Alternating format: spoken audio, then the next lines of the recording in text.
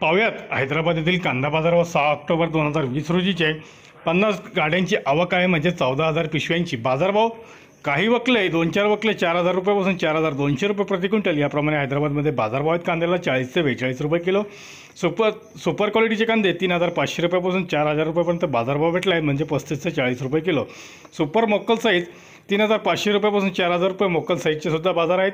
तर medium super कांदे 3,200 रुपयापासून 3,800 रुपये प्रति क्विंटल याप्रमाणे विकले गेले। गोल्टा मीडियम कांदे 2,200 ते 3,000 रुपयापर्यंत बाजारभाव भेटला आहे। तर गोल्टीला 1,000 ते 1,700 रुपयापर्यंत बाजारभाव आहेत। ॲव्हरेज डिस्कलर कांदे 2,200 ते 2,500, 2,600 ते 3,600 रुपये याप्रमाणे डिस्कलर कांद्यांना बाजारभाव होते।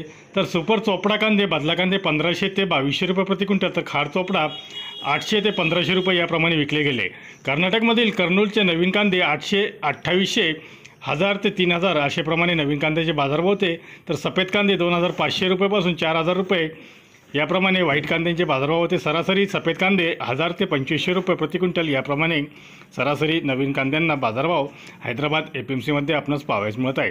धन्यवाद। व्हिडिओ जर आवडला असेल शेअर व लाईक नक्की करत जा।